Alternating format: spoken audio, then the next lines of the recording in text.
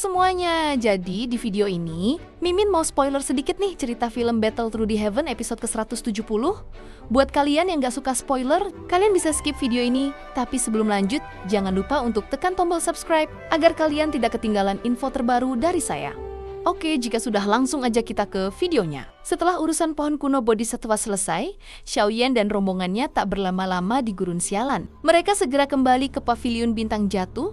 Setelah beberapa hari perjalanan, dari seluruh petualangan di tanah air kuno, Xiaoyan adalah yang paling banyak memperoleh keuntungan. Ia tidak hanya bermeditasi di bawah pohon Bodhisattva kuno, tetapi juga berhasil menyimpan hati Bodhisattva di tubuhnya, serta mendapatkan 11 benih Bodhisattva murni, harta yang sanggup membuat para ahli puncak Dozun iri setengah mati. Namun, hal yang paling membuatnya puas bukanlah harta itu, melainkan keberhasilannya menggagalkan rencana kelompok Han Yu yang akhirnya pulang dengan tangan kosong. Setelah kembali ke Paviliun Bintang Jatuh, kelompok Xiaoyan beristirahat selama seminggu penuh. Pengalaman di wilayah kuno itu terlalu berbahaya.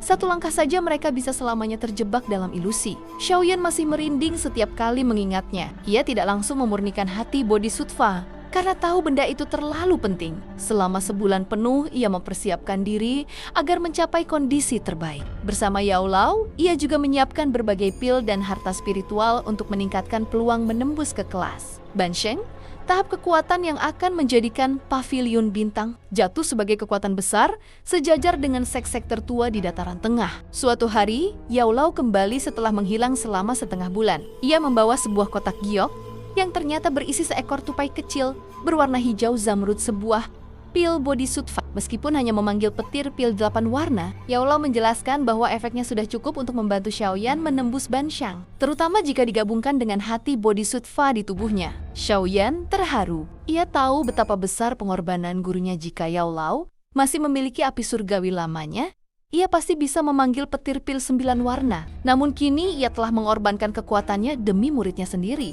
Xiaoyan menunduk dalam-dalam, mengucap terima kasih tulus. Yao Lao hanya tertawa pelan, menyuruhnya fokus berlatih dan menyerahkan urusan Paviliun Bintang Jatuh serta aliansi Yan kepadanya. Ia juga mengingatkan dalam 3 tahun, Xiaoyan harus siap menghadapi Purifying Demon Lotus Flame, salah satu api surgawi paling berbahaya di dunia. Sebelum memulai retret, Xiaoyan menyerahkan sebuah botol giok kepada gurunya, berisi jiwa Han Feng, mantan murid Yao Lao yang pernah mengkhianatinya. Yao Lao terdiam lama, wajah tuanya dipenuhi kesedihan. Ia pernah menganggap Han Feng seperti anak sendiri, dan pengkhianatan itu telah melukai jiwanya lebih dalam dari luka manapun. Melihat itu, Xiaoyan berlutut dan bersujud 2 kali. Ia berjanji akan membalaskan semua penderitaan gurunya. Cailin, istrinya, ikut berlutut di sampingnya. Yao Lao menatap mereka dengan mata yang mulai basah, lalu tersenyum getir. Setelah berpamitan, Xiaoyan membawa kotak giok itu dan masuk ke ruang batu besar di dalam gunung untuk memulai retretnya. Pintu batu tebal pun tertutup rapat di belakangnya, meninggalkan keheningan berat. Waktu berlalu, sebulan, 2 bulan, setahun. Retret Xiaoyan ternyata berlangsung selama 2 tahun penuh. Awalnya Yao Lao yakin Xiaoyan akan menembus Ban Sheng dalam 1 tahun. Apalagi dengan bantuan hati dan pil Bodhisattva. Tapi proses penyerapannya jauh lebih rumit dari yang mereka duga. Selama 2 tahun itu, Paviliun Bintang Jatuh berkembang pesat. Banyak ahli kuat bergabung setelah mendengar kabar bahwa Yao Lao mampu menyempurnakan pil Bodhisattva. Reputasi mereka melonjak, bahkan mulai menyaingi sekte langit yang mendalam. Namun, pertumbuhan cepat itu juga memicu konflik. Sekte langit yang mendalam tak tinggal diam. Mereka membentuk aliansi sungai yang mendalam, bergabung dengan beberapa sekte besar seperti Lembah Sungai Es dan Paviliun Petir Angin. Serangan besar pun meletus. Tetapi, Yao Lao dengan cerdik mengatur strategi bertahan, memperkuat inti wilayah Paviliun Bintang Jatuh. Setelah berbulan-bulan pertempuran tanpa hasil, pihak musuh akhirnya mundur. Kemenangan ini membuat nama Paviliun Bintang Jatuh semakin bergema di seluruh dataran tengah. Namun, di tengah ketenangan sementara itu, kabar mengejutkan mengguncang dunia. Klan Ling, salah satu dari 8 klan kuno, tiba-tiba lenyap tanpa jejak. Tak ada satupun jiwa tersisa, tak ada tanda pertempuran, hanya kehampaan yang menyelimuti wilayah mereka. Bagi dunia luar, kejadian ini seperti mimpi buruk yang tak masuk akal. Meskipun klan Ling memang telah menurun, mereka tetap tergolong faksi super yang tak mungkin musnah begitu saja tanpa sepengetahuan siapapun. Beberapa menduga mereka mungkin telah memindahkan seluruh klan ke dimensi rahasia, tapi bahkan itu terasa mustahil. Bagaimana mungkin jutaan keturunan dapat menghilang tanpa meninggalkan jejak energi sedikit pun? Desas-desus pun merebak. Banyak yang yakin bahwa Tushi, Ancient God Jade, 8 potongan giok kuno peninggalan dewa kuno Tushi, menjadi akar dari tragedi itu. Dahulu, 8 klan kuno pernah berperang besar demi batu giok tersebut. Karena siapapun yang berhasil mengumpulkannya akan membuka rahasia menuju tingkat Doedi, puncak tertinggi dunia ini. Setiap klan menyimpan 1 potong dan menjaganya seolah lebih berharga dari kehidupan mereka sendiri. Maka, jika 1 klan lenyap, semua orang tahu tujuan dibaliknya. Pencurian giok kuno. Namun, hanya 2 klan yang dianggap mampu memusnahkan seluruh klan Ling tanpa meninggalkan tanda. Klan Gu dan klan Han. Klan Gu dikenal sebagai yang paling kuat di permukaan. Tetapi klan Han yang misterius dan kuno lebih menakutkan karena tidak pernah kalah atau menang dalam sejarah panjangnya. Mereka seperti bayangan di balik segala konflik, selalu tenenggi, selalu tak tersentuh. Kecurigaan terhadap kedua klan ini menimbulkan ketegangan di antara 6 klan kuno yang tersisa. Tak ada yang saling percaya lagi. Di luar, berita itu mengguncang dataran tengah. Di dalam, api perang dingin mulai membara. Namun waktu perlahan menelan semuanya, isu besar itu memudar. Dan dunia kembali sibuk dengan masalah baru. Sementara itu, di pavilion bintang jatuh, 2 tahun retret Shaoyan berjalan sunyi, tak ada tanda-tanda energi meledak. Tak ada fenomena langit. Beberapa tetua mulai khawatir. Namun Yao Lao tetap percaya. Muridnya yang dulu menyelamatkannya dari aula jiwa bukanlah orang biasa. Jika Shaoyan diam, berarti ia sedang menyiapkan sesuatu yang jauh lebih besar dari sekadar terobosan biasa. Suatu hari, Cailin datang tergesa-gesa membawa kartu berwarna merah darah. Di dalamnya tertulis 3 kata besar. Deklarasi perang, pengirimnya, aliansi sungai yang mendalam, mereka menantang pavilion bintang jatuh secara terbuka.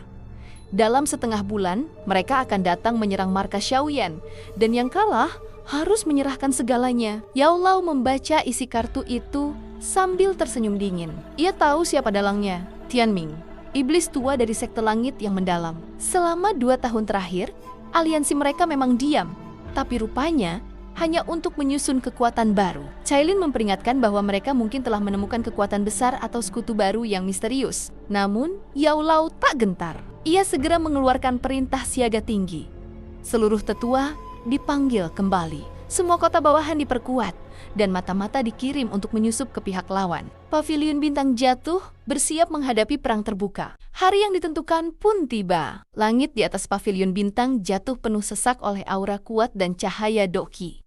Ribuan orang berkumpul. Sebagian datang hanya untuk menonton bentrokan 2 kekuatan besar ini. Di alun-alun luas di puncak gunung, Yao Lao berdiri dengan tangan di belakang punggung, diapit oleh Cailin, dokter peri kecil, Qinglin, dan para tetua utama. Ketika ruang di langit tiba-tiba bergetar dan robek, suara tawa tua yang bergema seperti guntur terdengar memenuhi langit. Dari celah spasial, sosok berjubah abu-abu melangkah keluar. Tianming, pemimpin sekte langit yang mendalam, lawan lama Yao Lao. Meski tampak tenang, matanya memancarkan aura mematikan seorang Banshang sejati. "Yao Chen," ujarnya dengan senyum samar, "sudah bertahun-tahun sejak kita terakhir bertemu. Masih hidup rupanya." Yao Lao menatapnya tajam, lalu tertawa kecil. "Begitupun kau, Tianming, tampaknya bahkan iblis tua sepertimu sulit mati." Di kejauhan, langit mulai bergemuruh. Aura demi aura kuat bermunculan dari balik celah ruang. Kedua pihak yang telah menahan dendam selama 2 tahun akhirnya berhadapan kembali. Dan tepat saat ketegangan mencapai puncaknya, lumut di pintu batu tempat Shaoyan bersemedi mulai retak perlahan, seolah menandakan kebangkitan sesuatu yang telah lama tertidur. Angin di langit tiba-tiba berputar liar, begitu Yao Lao mengucapkan kata kota terakhirnya. Suara dentuman doci yang bergemuruh menggema di langit pavilion bintang jatuh, menandai awal dari perang besar yang tak terelakkan. Formasi pertahanan yang telah disiapkan selama berbulan-bulan kini menyala terang.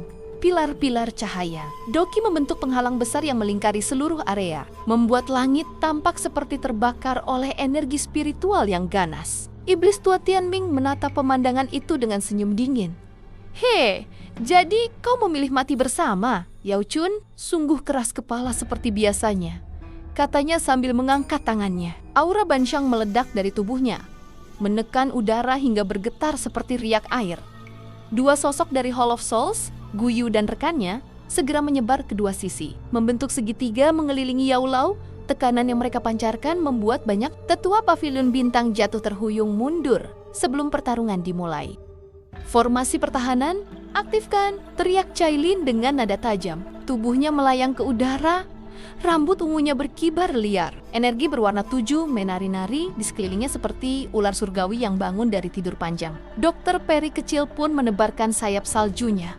Aura dingin menyelimuti area, membekukan udara di sekitar musuh yang hendak mendekat. Yao Lao melangkah maju, wajah tuanya tenang tapi sorot matanya tajam seperti pisau. Tianming, Hall of Souls, kalian pikir pavilion bintang jatuh ini mudah ditaklukkan? Hari ini, biar aku tunjukkan bahwa bahkan tanpa Xiaoyan, pavilion ini tetap berdiri tegak. Tawa dingin Guyo bergema dari balik kabut hitamnya. Kau boleh sombong, Yao Chun, tapi bahkan jiwa abadi pun akan lenyap di bawah tangan kami hari ini. Uap hitam menelan langit di atasnya, sementara ribuan bayangan jiwa mulai muncul dari kabut.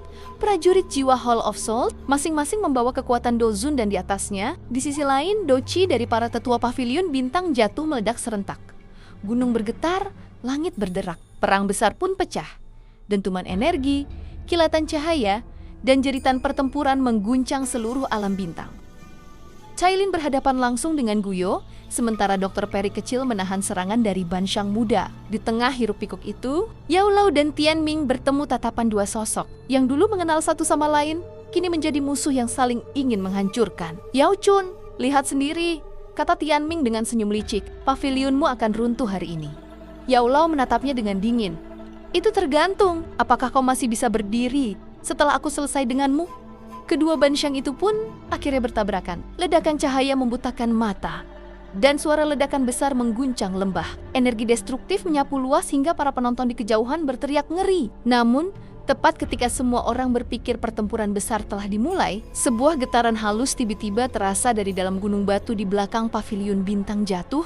Dari tempat Xiaoyan melakukan retretnya, batu-batu di sekitar retakan mulai bergetar, lumut berjatuhan satu persatu. Di tengah gemuruh perang yang membelah langit, sebuah aura luar biasa kuat perlahan muncul dari balik gunung itu. Aura itu berbeda dari siapapun di arena pertempuran. Panas, tajam, dan bergetar dengan kekuatan api yang tidak bisa ditahan oleh udara di sekitarnya. Senyuman perlahan muncul di wajah Yao Lao yang masih berhadapan dengan Tianming.